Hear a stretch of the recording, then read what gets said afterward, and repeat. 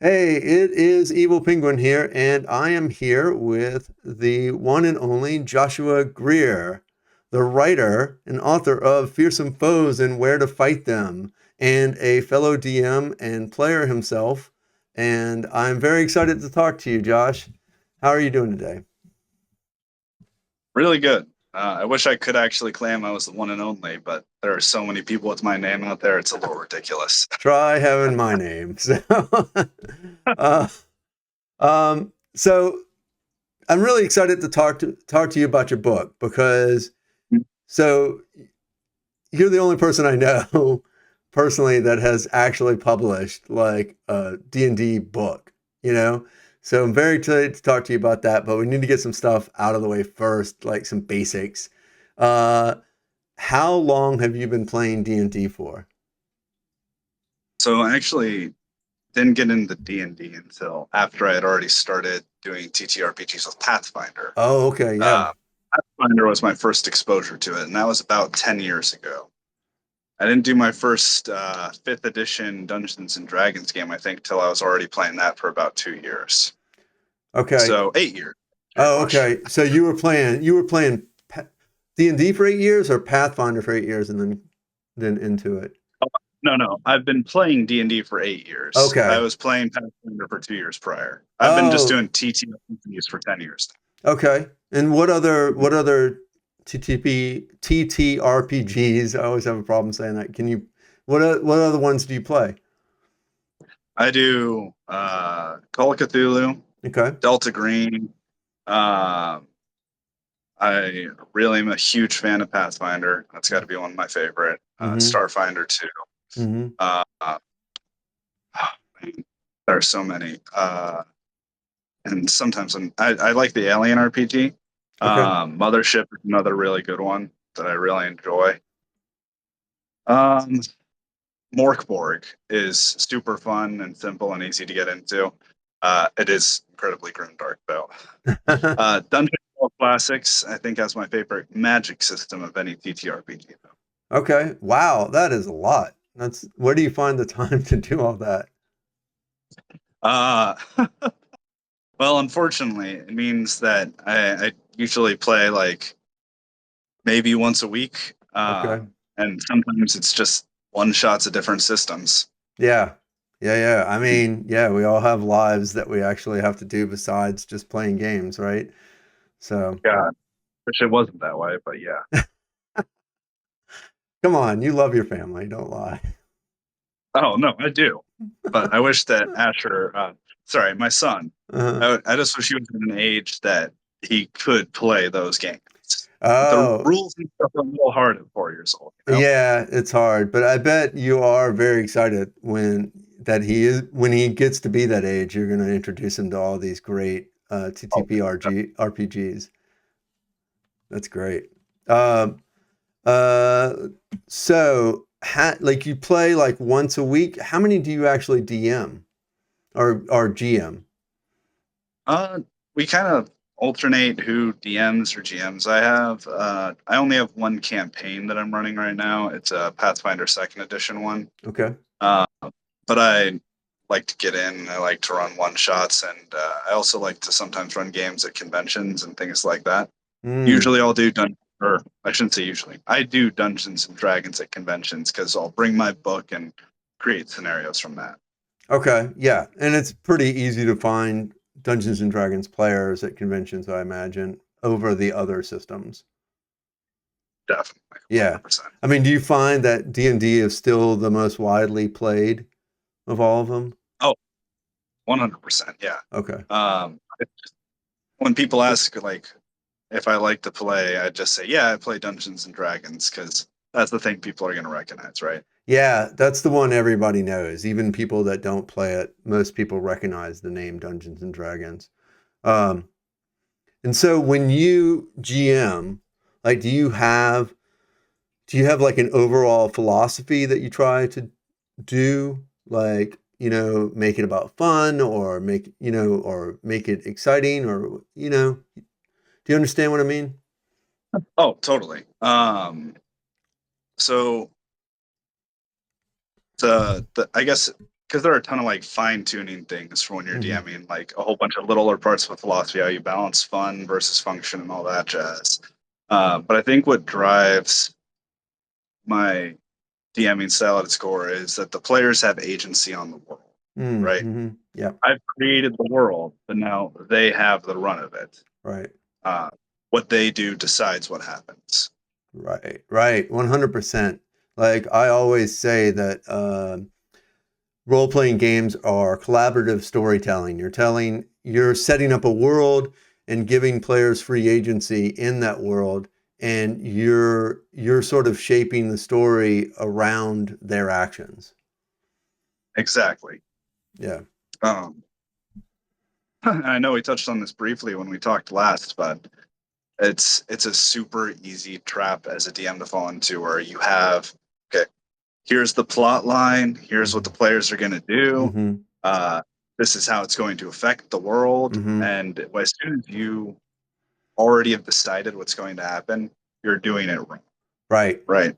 Right. Because 100%. your player characters are player characters, so not NPCs. Yeah. Right.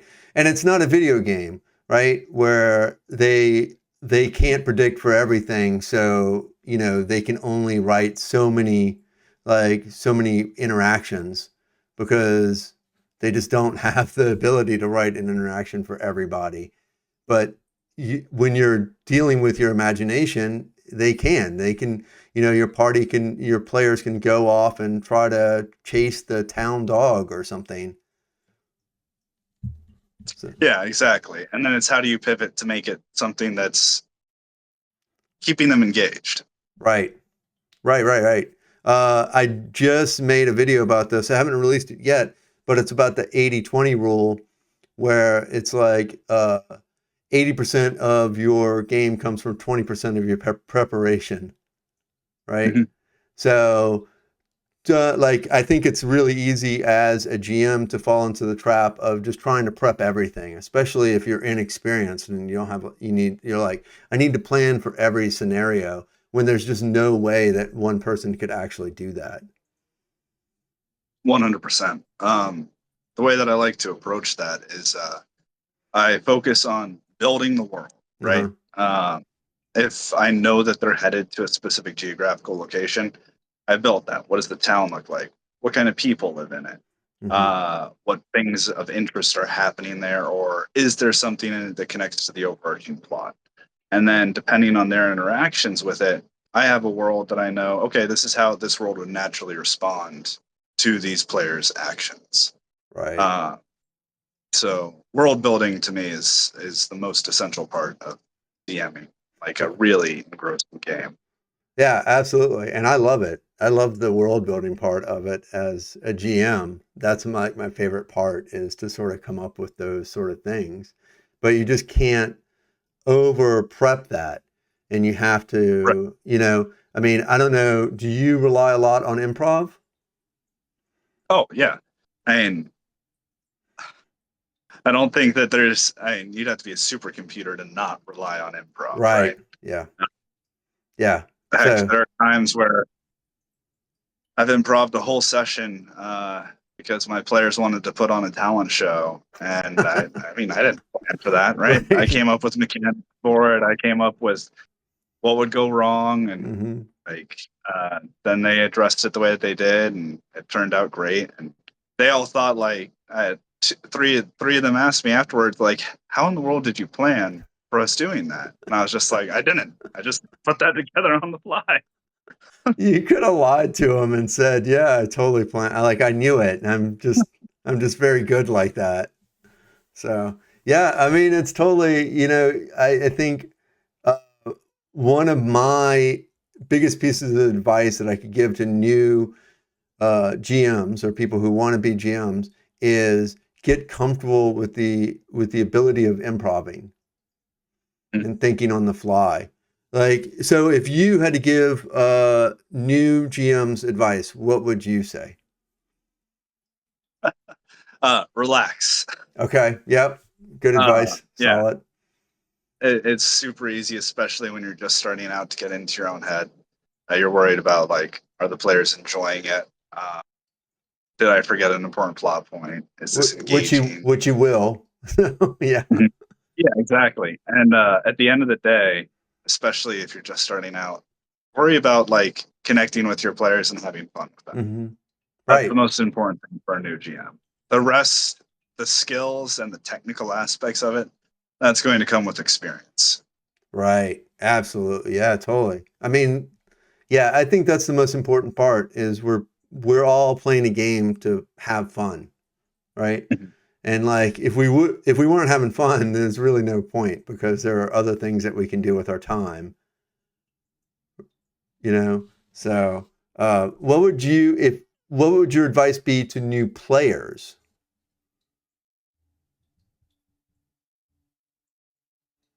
It's similar, but man, really one of the things that I think new players struggle the most with is that they'll make like a character archetype. Mm-hmm. Um, think, okay, here's what my character wants to do. Here are the beliefs that my character has. Like, here's the code, or like they have this special quirk about them. And I think a lot of new players forget to ask why. Why does your character behave the way they do? Because once you know why they have these traits, Mm-hmm. that can help inform decisions that what you've planned for doesn't cover, right? Right. Like, oh, my character is closed off and brooding. They don't trust anyone and they're edgy. And it's like, okay, but why are they like that? And it's like, oh, because they were sold into an orphanage that was secretly run by devils when they were a child. Okay, so Okay. that it's because they have trust issues and they're not going to be quick to trust people. They're probably going to hate infernals. Yeah. And they're probably going to hate people who uh, trade in people too. And that's really going to color a lot of their motivations and interactions and encounters. Yeah. Yeah, yeah, absolutely. Like that's great. Yeah, I think that's very solid advice. Like uh help new players like develop sort of a backstory and motivations for why their characters are even adventurers. Like, not everybody in the world is an adventurer. So why did your character decide that they want to go and slay monsters? Yeah. And like it pays well. Okay. Why does your character want money? That Right. kind of thing. Yeah, yeah, exactly. Do you do like if you GM like you're GM in the campaign, and I know you can't do Mhm. this with one shots too much, but do you do a session zero? Oh, yeah, of course. Yeah. Uh, it's good to establish, uh, what the character's stories are going to be. Mm-hmm. Because even if I don't want to, I never want to railroad anyone, but I want to make sure that there are things that interact with their backstories throughout the world. Mm-hmm. That if they want to pursue it, it's there as an option for them. Right. Right. Right. Right. Right. Do you do like you do mostly homebrew, right? Uh, Almost entirely. Yeah. Almost entirely. Have you run All like prepackaged campaigns before? Yeah, the first campaign that I ever ran from start to finish was Pathfinder's Wrath of the Righteous. Okay. It's a mythic Pathfinder campaign from level 1 to level 20, Wow. mythic rank 10.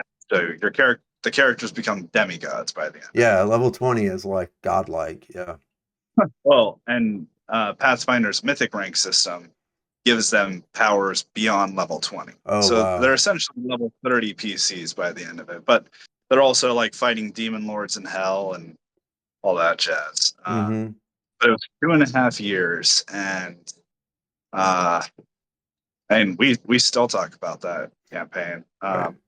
And even with a prepackaged one, I changed so much in it. Yeah. Like I kept the plot points and plot devices, but just the interactions between characters, it was mostly driven by like where the players took things. Yeah, absolutely. I mean, I think you just have to. You have to change some things with the prepackaged because the players are going to do things that they just didn't account for Mhm. in the space that they had as of number of pages in the book to put stuff. But now it's like all homebrew for you, right? Oh yeah. Yeah. I Okay. still use monsters from Pathfinder's Bestiary if I need to have something on the fly, but that's pretty rare and few and far between. Oh, really? So you homebrew everything, not just the world itself and the campaign, but the monsters that are in it too. Oh yeah, definitely. Oh, wow. Yeah. How much? So how long does that take? Like, if you're going to homebrew a campaign, like, what's the thing you do first? Where do you start? I start with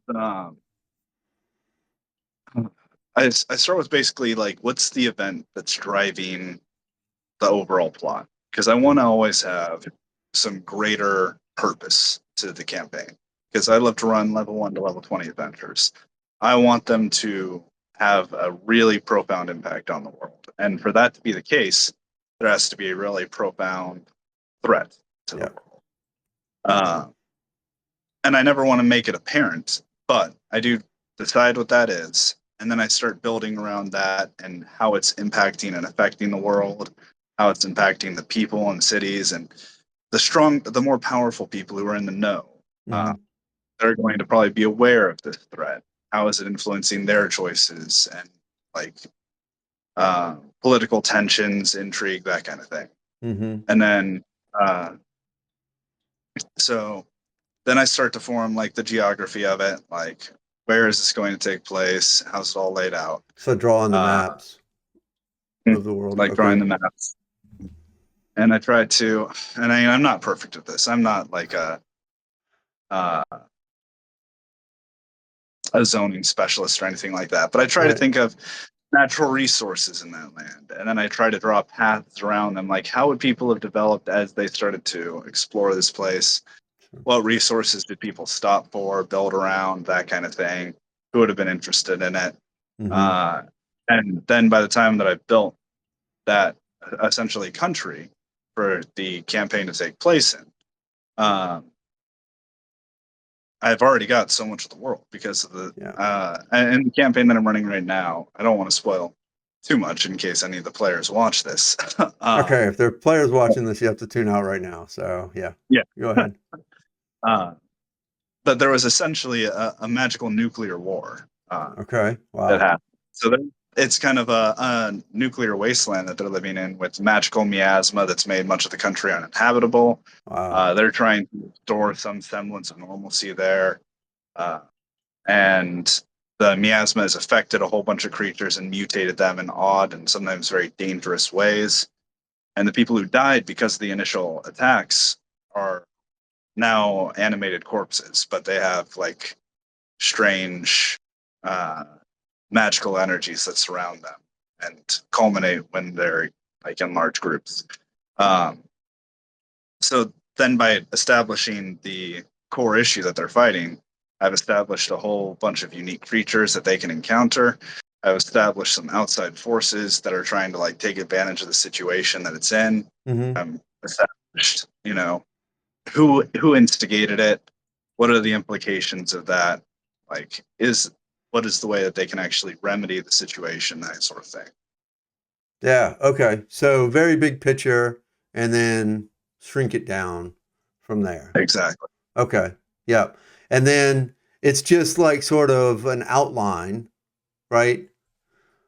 Of like the big Mhm. picture, like with a lot of blank spaces to fill in by the players. Yeah, definitely. Okay. Yeah, yeah, yeah. That sounds really great. I mean, that's sort of how I do it too, is I work like the first thing I like to do is I like to start with the BBEG, right? And figure out who that is. Like who's the main sort of villain that the whole campaign is going to be sort of about. Like what are they trying to accomplish here? And then um, where how then the world around them and like how is that going to affect the world around them and make them want to go out on this adventure in the first place. Yeah, because if the overarching effects isn't impacting your players, Right. they're No, not going to want to engage with it. no motivation at all, and they have to be motivated to do that. So Yeah, absolutely, absolutely. I totally agree with that, and that makes me want to play in your game now. Well, I'd Uh, be happy to run a game sometime. yeah, I think well, that'd be that's a lot. great. We should talk about that. We should definitely talk about that. I'm very excited. I guess you took that experience and then sort of parlayed that into this book that you did, Mhm. right? Is that what happened? Yeah. So, uh, truthfully, uh, pretty much whenever I would homebrew a monster, I'd have notes on it, right? Okay, A lot of the times, not like laid out like a full stat table, sure. uh, until after I put it on the page, like you see there. Uh, and I just collected so many of those over the course of DMing in general that at some point I was like, this would pretty much fill a book. So why don't I fill a book? That's Um, that's great. the Yeah. Yeah, and the settings that you see in there, the Hmm. Empire of Sarnoth, the Deep Feywild, and the Void, they're of course all settings that I created and had part of my campaigns in, right? Okay. All my Yep. players have gone through those. That's what I thought. Like, let me just talk about the stats of the book for a second, and I have it Yeah, right of course. here. And so we want to definitely plug your book because it's a really great book, and the artwork's very good too. I don't know who did you get to be the artist because the artwork is excellent. Yeah, so the artists are all credited on the first page. There were five different artists, uh, and I should have a copy of my own book here, but I This don't is one right of my now. favorites, by the way. Oh, That's the family. Yeah. Yeah, that's one of my favorites. I love that. It's so gruesome a picture, and it really like this picture really like. I mean, you get a definite sense of that creature right away, Oh, right it, away. Just looking at the art. it's really wonderful. Each of the artists that I worked with is so great. I think Daniel Cotter, who's listed in there, I think he draws for Magic now. Oh So wow, glad I got a hold of him before that yeah, happened. you got him before his price went up. Yeah, right. All right, Uh, Although truthfully, so I funded this via Kickstarter, right? okay, There's about $45,000 worth of art in there. wow, yeah, no, it shows because the art is fantastic. So let's talk about the stats of the book. Uh, Now I'm getting this from the back cover, so correct me if any of this is incorrect. But there are 48 new monsters, CR2 to 30 in there. Now, yeah, 30, that's pretty high CR. That's Terras level creature. Um, 10 new spells, 5 new magic items, and then the 3 settings that you talked about, the Void, the Deep Feywild, and my favorite, the Empire of Sarnoth, which is a Lovecraftian sort of throwback. And I was so glad because if you remember, I don't know if you know, like if you were playing D&D around this time, but I started playing D&D in like 83, 84, 85, somewhere in there. And Well, I wasn't born then, so okay, so yeah, okay. Well, thank you very much. I'm much older. Um, sorry. yeah, no, it's fine. I've accepted my age. I've come to deal with it. But they published a book around the time that I started playing called The Fiend Folio, and that was when TSR still had Dungeons and Dragons as their property. It was before it was bought by Wizards of the Coast. Um, and the first publication of the Fiend Folio had a Lovecraft like section based on Lovecraftian monsters. So, um, oh wait, no, I'm sorry. I'm totally messed up. Let me start that over. There was actually a book of gods and demigods that had a Cthulhu section. That was what I Okay. was thinking about. Yes, the original gods and demigods had like a Cthulhu section, and the estate of Lovecraft wrote him a cease and desist, and so they had to take it out for a for second, third, and continuous printings. So I was Really? yeah, really, really. That was crazy, right? Um, Well, it's and open source now, so I'm safe. it is all, yeah, it's all copyright free now. So I'm really glad personally when I opened your book up and I saw like a whole thing. I'm like, oh, I know all these creatures. Like I'm familiar because I've read the Lovecraft books. I'm familiar with all these, and it's great to see. So I assume you're a big fan of Lovecraft. Oh yeah, absolutely. Yeah. Um, and Call of Cthulhu and Delta Green, both which take place in the Lovecraft universe, are two of my favorite tabletop systems. Yeah, I've heard a lot of good things about Call of Cthulhu, so I would definitely like to try that out one day. Um, and it would be great to sort of do a role playing game where you just have to worry about your sanity, Right? right? Uh, Uh, some messed up stuff can happen in that game, though. Let me tell yeah, you. yeah, yeah. Like any of his stories, just really messed up, just really disturbing. Okay, so back on track. Um, so you just basically looked at your notes and said, all right, I have enough to publish a book probably of creatures. Okay, but there's another jump there to go, all right, let me actually try to do this. From saying yeah, I have enough to do it to actually trying to do it. What made you make that jump there? Well, I think it was a little bit more gradual than that. Okay. Because I remember that for some of the creatures I made them, I was like, man, I'd really like to have some art of this. And I like commissioned an art piece or two for it. Okay. Uh, and then I remember putting together like a page of a stat block and the artwork with it, and I shared it on I think it was like Reddit. Mm-hmm. Uh, and I was like, "Here's my homebrew monster," and it got really good feedback. Uh, and I was talking with other people about the monsters that I made, and it kept getting good feedback. So I don't know exactly when it clicked in me to write it, but at some point it was just like, I'm gonna try and make this happen. What would it take to make this happen? So I started doing research and I looked up the cost of the art. I got in touch with the artists, said, hey, I want to do a Kickstarter for this. If I get X amount of money, are you in? And it went really well. I don't think I had any artists to uh, like turn down the project, but it did take a lot of curating. Like I went through so many different artists on Twitter, Reddit, Instagram, and uh, made sure that I got people who really did exactly what I was looking for them to do. Yeah. And And understood sort of understood the project, the assignment. yeah, exactly. And then I launched the Kickstarter, and it failed. Wait, when did you launch the And Kickstarter now? So when did that happen?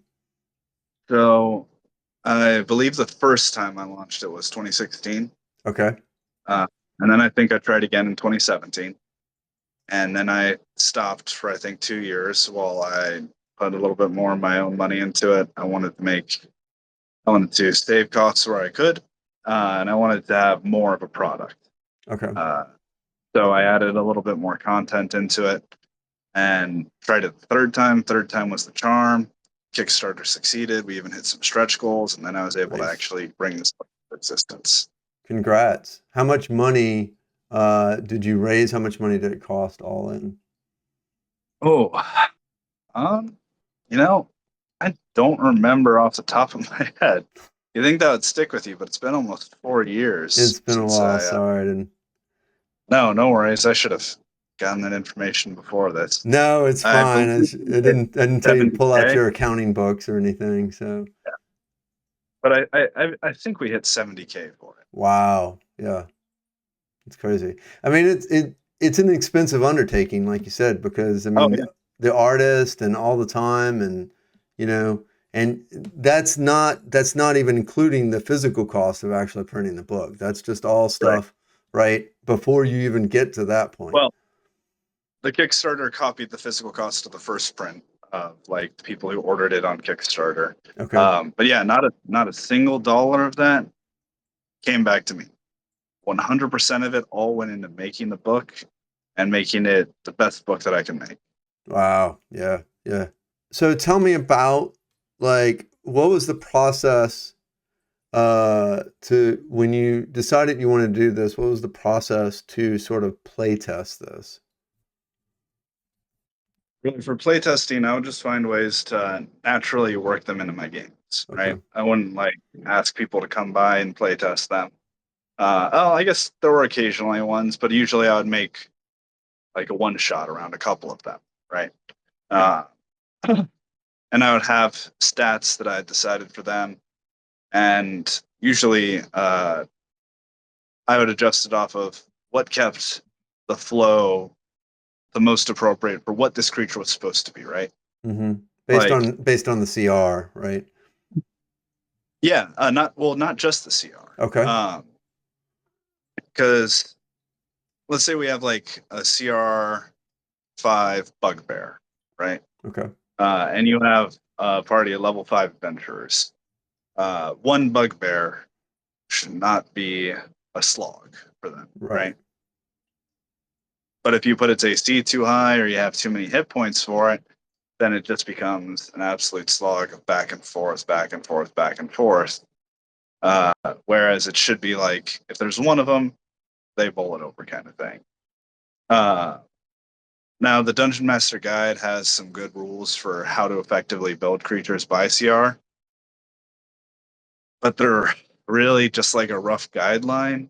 There's a lot of situations I feel where that exact combination of things based off of the stat that they use in those don't make for fulfilling encounters. It was never just one play test per creature, right? It would Okay. be Yeah. like a couple of different ones against varying levels of experience, varying levels of party, uh, to see kind of how it reacted in like a very organic way. And I would tweak them a little bit based off of that. A little Mm-hmm. bit more hit points here, a little bit less here. Uh, Mechanics for crowd control, things to help it uh, be more mobile. So that way it's not just sitting there getting beat up by 5 barbarians while it waits to take a turn. Right. Uh, yeah, things that keep everything a little bit more dynamic. That was the one of the real goals of this was to make it not just hit, turn, hit, turn, hit, turn, hit. Okay. Uh, and I think that it mostly succeeded. Okay. Yeah. And so you were saying that you started with using the DMG and their sort of guidelines on how to create a creature, but then you kind of went away from that. Like what problems did you encounter with the DMG's sort of method that just weren't like weren't enough to make it interesting? I can't remember the exact cutoff, but there is a certain CR that you hit at higher levels where if you use the DMG's guidelines for it, things are going to die way too quickly. Okay. Uh, Because the damage output of like even a level 12 party of adventurers can get pretty ridiculous. Yeah. Right. And of course, you want to be able to have it. And you want to have ads in your more like impactful encounters and stuff. But there are going to be times where ads don't make thematic sense. Or they're like a stopgap measure because even if you have ads, they could ignore that and focus on the BBG. And then it's just an encounter against ads, right? Mm-hmm. You want the encounter with these terrible monsters to feel dangerous because of the monsters. Right. Right. How hard was it to develop sort of the lore of the monster to go along with that? Oh, that to me was the easiest part. Okay. All right. uh, the lore always came first, right? Oh, okay. I Okay. I always build off of the why. Uh, Mm-hmm. why does this creature exist? Why is it in the place that it is? Why does it do what it does? Why does it have the abilities? Why does it behave the way that it does? Mm-hmm. Uh, And that's what I built the lore around, and then eventually I built a creature from it. Okay. So the lore was sort of developed first, even, and then you were like, okay, how? And then I guess after you developed the lore, you're like, okay, based on the lore, how tough should this creature be? Exactly. Is that it? Okay, I gotcha. That's really Now, great. occasionally I would do the lore with a certain strength of creature in mind, Okay, right? yep. But yes, for the most part, it is lore first, creature second. Gotcha. Okay, well, that makes a lot of sense. So if anybody out there is in the process of developing a creature, that's probably a really good tip. So, was it different for the magic items and the spells? Like, was that a different process? So, with some of the magic items, there are kind of nods to other media that I enjoy. Okay, yeah, I Uh, got that. Yeah, yeah, but still, I like they're the. usually By the way, my favorite is that 20-sided dice. That like you roll the a one possibilities. and you just die right away, and you roll like a 20, you get like a permanent sort of resurrection on you. No, I always, because everyone loves a deck of many things, right? Yeah, But yeah, it's fun. The possibilities of emptiness felt like a good middle ground where it still has dangerous consequences in it, right? But you're not going to have all of history forget who you were forever. Right, right.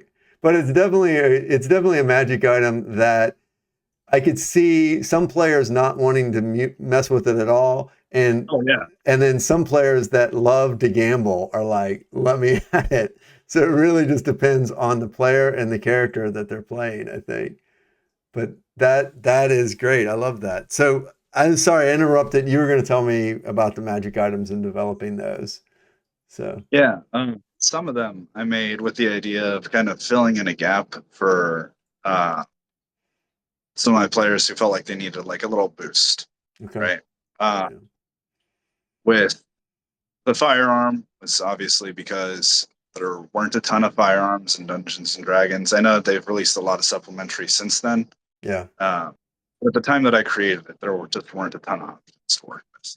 So I wanted to make sure that, my gunslinger fighter had something that could really stand out when they were at higher levels. Mm-hmm. Same with the Paws of the Tyrant.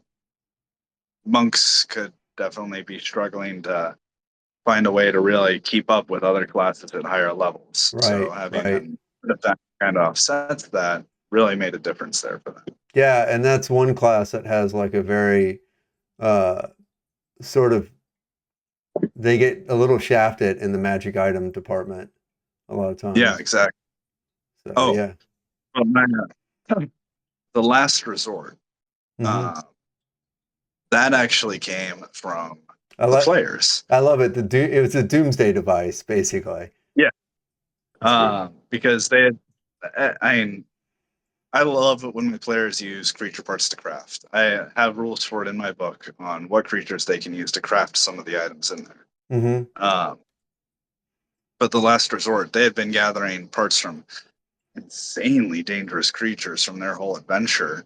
And they brought it to their mad tinkering scientists and are like, hey, what can you do with this? And he's like, here you go. And it was just that death bomb Here you there. go, a doomsday bomb.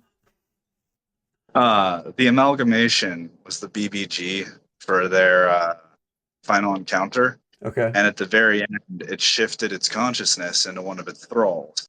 And there were hundreds of them in this Okay, cave so like a system. thrall was like a phylactery for this creature then. Yes, Okay. exactly. And they started scrambling. And party's like, there is no better time than now. And they threw the bomb and just Yeah, it's wiped massive. out all. It's massive. What is the radius is 360 feet radius Mhm. or something like that is massive. Yeah, it's fun. It's a Yeah, lot of fun. that's a lot of fun. Yeah, I love it. Um, Yeah, I was definitely intrigued by the by some of the magic items. So even the badger eyes, you know, allowing you to see sort of the alignment of the person you're looking at, and then if it what was it? Oh, like evil people can wield it too, but then they have like headaches or something. They Mhm. have like they roll at with a disadvantage on wisdom checks or something, right? Yep. That's crazy. Yeah, so great. Love it. Um, so like, when did you publish the book? Like, when did the I think it Kickstarter was end? 2020. 2020? Mhm. Okay. So during the pandemic then. Oh, Yes. right. Okay. So, because I know like D&D really took off a lot during the pandemic with online play because we were all stuck in our houses and stuff. So probably a good time. Um, it's you probably it, I hate to say it might have been a good thing that it was like the first couple Kickstarters failed and you had to publish and when you did, right? So It, how is sales? since then, Yeah, yeah, yeah. well, truthfully, most of the sales that I make now are at conventions, Okay. Yep. but it's been super consistent whenever I bring them there. Uh, I mean, honestly, sales on Drive Through RPG haven't been bad either. I think Okay. we're on the bronze seller list now, Nice. Congrats. which I mean that's a pretty big list, but it's better than nothing. Yeah, no, that's not bad though. I mean, Yeah. was this your first publication that you ever did? Mhm. Okay. Yeah. Do you have plans to do another one? Yeah, I'm using the current campaign that I'm running to write the second one right now. Oh, great. Uh, Can you and tell me a little bit about it, or is it yeah, still of top course. secret? No, no, no. Rather than have the three separate settings, it's just gonna have the one setting. It's gonna be that country that I was talking about. Uh, and it's going to go a little bit more in detail into that. And Okay. it's gonna be closer to an adventure path, um, Hmm. where it has here's this world, here's the setting, here's the place of interest, and here are all the monsters that populate it. Uh, so someone could use that to run their own campaign in that setting, or they could just take the monsters out, and throw it into theirs, right? Right. Nice. How far along are you in that process now? About 20%. Oh, wow. Okay. So there's still a lot to go then. Yeah, well, because I mean, writing is honestly the easiest part of it, right? Mm-hmm. Yeah. Uh, Putting it all into an appeasing and nice to look at template, and then getting art for it, and then getting printing for it. That's the hard part. Yeah, that is very tough. Uh, I mean, I don't know personally, but I can imagine that that is a very tough thing to do. I'm writing my first adventure that like my first like sort of side quest that I'm gonna put on DM's Guild. And Nice. yeah, thank you. And it's been a process, like just writing that down, sort of like because usually when I GM, my notes are just kind of not organized in such a way that it would be easy for somebody else to pick up and make sense of. So just thinking in a way of trying to organize this to so somebody else can just pick up on it. But even that, and it's just like 4 pages, and it's taking a while. And so I can Oh yeah. imagine a whole book is like a very big undertaking. And Well, and I guess from that question, I realized that you probably don't know. I actually have a second publication that's already out. oh, you do? Okay, I Uh, didn't know that. No, I yeah, did not know that.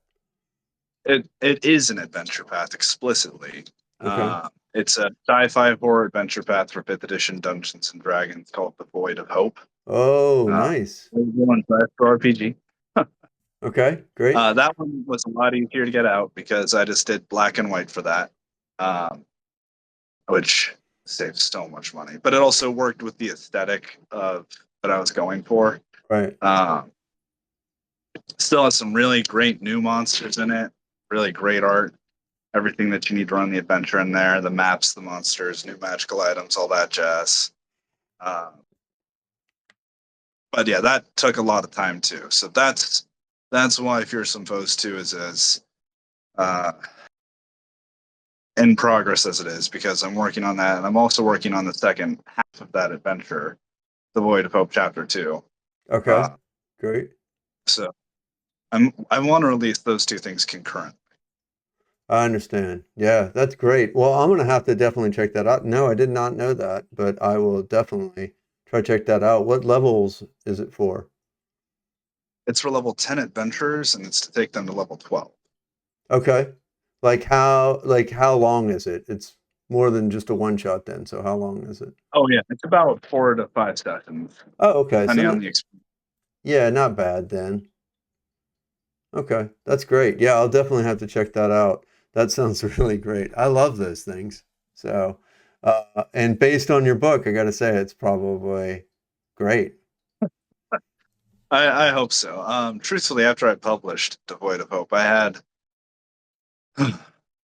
it's one of those things where when you take a look at your artwork, the longer you take a look at it, the more you find that you dislike about it. Mm-hmm. There's room for improvement on things that I'm doing with the second one. I think Sure. that there needed to be uh,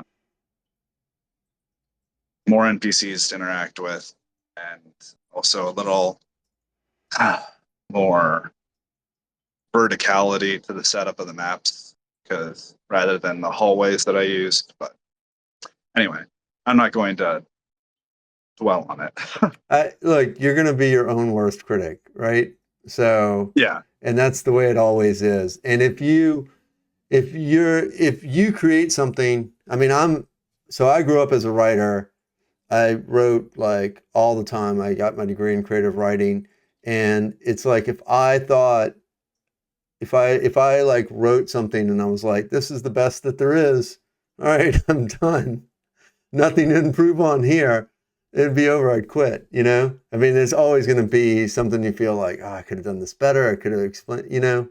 So that's just the way it is for any artist, I think. Yeah.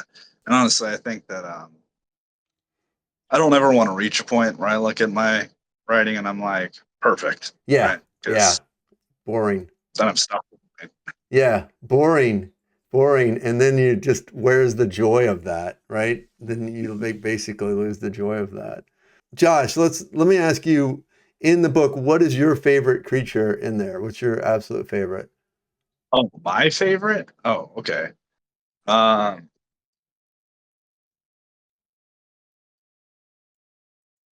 that's that's really hard because they all have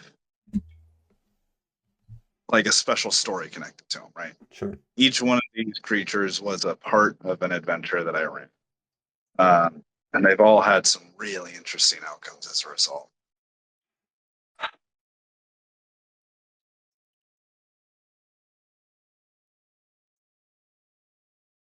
The handyman definitely created one of the best encounters that I think I've had with some of my players, because that Okay. scared the beat out of them. Okay. This sounds like a story I want to hear, so Oh please elaborate. no, actually, the story I'm gonna pick is about the Harlequin, Okay. because that was a pretty recent one.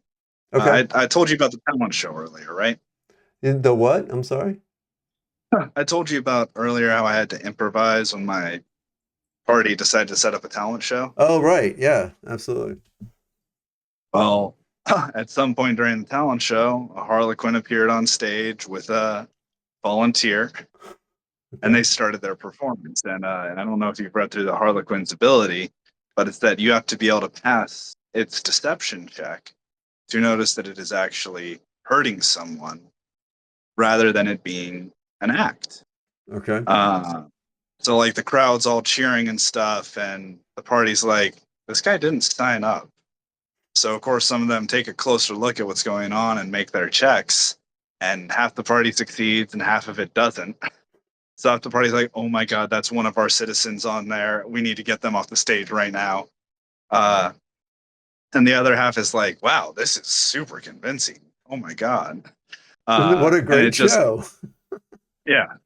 And it led to just a really great encounter where they were fighting him while trying to also placate the crowd and make sure that the entire point of this performance like didn't get lost, and they were still able to bring up people's spirits in spite of the psychopath that appeared on stage. And it's even more great because they found they were going through a very, very haunted castle, and they went into a room that had a whole bunch of masks on the wall, and they took a mask off the wall, and the room disappeared. And they had a comedy mask, like an old theater comedy mask. So they, of course, think these two things are now related, which gives me, as the DM, a whole bunch of avenues to build pathways that might not have been there before. Right. Yeah. Yep. Yeah. Uh, Sometimes the players can be very inspirational. so that's my favorite one. But what about you? What's your favorite creature from the book? Uh, I'm gonna say Dagon, just because, like, that's one of my favorite Lovecraftian creatures, really. And so I really like I like I'm running Tomb of Annihilation right now, so I don't know how these, how I could fit these creatures in, but I really want to find a way. And if I can't find a way, I want to run like maybe a one shot or a multi shot or something where I can fit some of these creatures in. Because I mean, again, I'm just thrilled to have a whole like sort of a bunch of stat blocks for Lovecraftian creatures, that it just doesn't exist. So it's like really great, and that for me that would be my vote. Awesome. Yeah, I'm so glad because I definitely departed pretty thoroughly from what Lovecraft's original Dagon was, but Hmm. I'm really happy with how he turned out too. Oh no, he turned out great. Yeah, yeah, he really turned out great and horrifying, and the artwork is great for him. So it's like really, it's solid. Very good work with those. I loved them, and the color of space, perfect. Love that. And Awesome. that's such a weird one. I was so shocked when I saw that one, the color out of space, because I was like, how like I was thinking to myself, like, I don't know if I would even thought to have made that a creature. And it's always tough when you're working with an existing IP like Lovecraft, right? Because obviously I want to do something unique with it, but I still want to show my appreciation and love for the source material, right? Mm-hmm. Mm-hmm. So I want to change it to fit into this world that I'm creating, but I still want it to be recognizable as Lovecraftian, Right. Of course. horrifying. Of course, yeah. And I mean it's like I'm just thinking because the color out of space was I mean, in in the story, it's like I would be hard pressed to have to try to figure out how to describe what that was, you know? And so I wouldn't have been I don't think I would have been able to make that into an actual creature. You know what I mean? Oh, yeah, I do. Um, yeah, I think that's one thing that my brain is just always in that gear. It's Hmm. always like, oh, how could this do this thing? How could this fit into my world? How could it interact with my players? How can I make this like mine? Right, right. I mean, I think you did a fantastic job. Yeah, so here is the Harlequin. What? Let me get the page right. Harlequin artwork. That's fantastic. Creepy. Just Yeah, creepy. Just very creepy. And the the whole. strong man. Oh, I'm the so happy how the Dark Circus turned out in general. yeah, that's great. Oh, and the King in Yellow. That's a classic Lovecraftian, and one in one of my favorite stories too. I love that story. That's so great. Yeah. Yeah, it's really hard. It's really hard to choose here, actually. Well, that makes me happy. No, I mean, yeah, you did a fantastic job, really. I mean, no joke. So very impressive. Uh, very impressive stuff here. I'm trying to find the Dagon now. So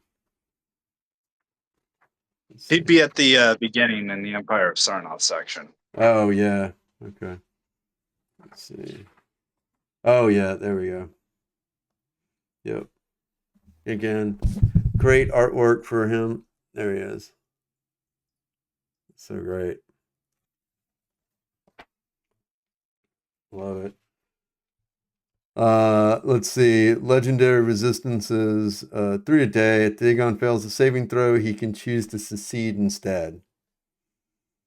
So that's That's a pretty typical for a legendary creature. yeah. This legendary Yep. is. Yep. Yep. Yep. But he also has perfect regeneration.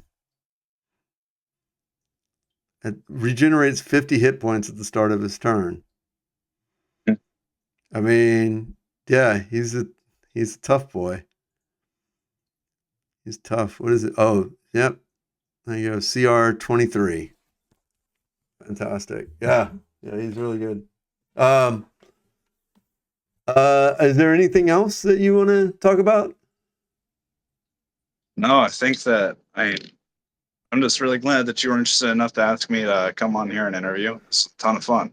Glad we Hey, did it. I'm really glad that you agreed to this and and we're like, hey, and I really appreciate the kind words you said about my channel because I'm trying to do, I'm just trying to help people have more fun basically and be better GMs and be better players and really just pass on my love for tabletop role playing games that I've had since I was a kid and has never stopped. And because they're so much fun to be in a group like that. I have so many stories, and I'm sure you do too. And I think every DM, GM out there and player out there can tell stories about their time playing the game, which you just don't get with other games, and it's just fantastic because I have stories that I still remember super fondly. I found a folder randomly. I don't know how it got saved through all these years and many different moves of a character I had in college when we were playing 2E. Um, and like I still tell stories about that character. I still think about the things that I did with that character and all that sort of stuff because it was just such a fun campaign that my friend ran when we were in college and we had so much fun. And I think that's the joy of tabletop role playing games. And I just want to pass that on to people. 100%. I've had tears shed at my table of joy and like sorrow, and it's the connections that you build and the characters that you bring into your world. I mean, Mm-hmm. they're not real, but they really matter. That's for Yeah. sure. Yeah. I mean, it's like, I guess the best way to describe it, it's like an interactive book, right? Like, Yeah, because there's some books that I read that really affect me emotionally and that I really get into. And I'm like, I feel for the characters so viscerally. And like, but it hits even harder when it's like, when you're involved in creating that book and that character that's in it, it hits like, there's a more sort of just immediate reaction to that sort of stuff. totally, 100%. It's it's the best game in the world. It Well, is. I should say TTRPG is the best genre. Yes, TTRPG is the best genre in the world. Um, but D&D was the original role-playing game. So we got to give credit where credit's due. Like none of these things would exist without the creation of Dungeons and Dragons. And it really paved the way for a whole new genre of games to come into existence. And thank goodness it did. So we're eating good. yeah, right, right. So let me just give you time to shout out here, because where can people find your book? Where can people find you and connect with you if they need to? Like, what's your socials? I'll put them up on the screen as well, but give me the info here. Yeah, Drive Through RPG, Fearsome Foes. You'll find all of our different products up there. Or I say our. I'm used to speaking collectively. It's mine. I'm the only person. Uh, I have an Instagram at JTG only. My YouTube channel is also at Fearsome Foes. It's right now it's all my fitness journey. I'm trying to get in better shape. I'm trying to become a firefighter. Good for you. Occasionally it's tabletop RPG tips and things like that, but it's been a hot minute. I need to get back into it. I'm going to make an honest effort. So pop by there. Curious to see if I'll actually follow through on that. They can hold you to it. They can be your accountability buddies, and they can hold you to it. That'd be great. All right. Any other ways they can get in contact with you or buy the book? No, I think that covers it. I mean, okay. If you see me at any convention, stop by and say hi. Yeah, thanks for having me. Yeah, thanks for being here. I really appreciate you taking the time out of your day and taking. Sorry, I took time away from you and your son, but I really appreciate you being here. So no worries there. Hopefully he is asleep. So and please keep us posted on the future projects that you have, because you have some very interesting projects that you have currently in the works. And I hope you keep us posted.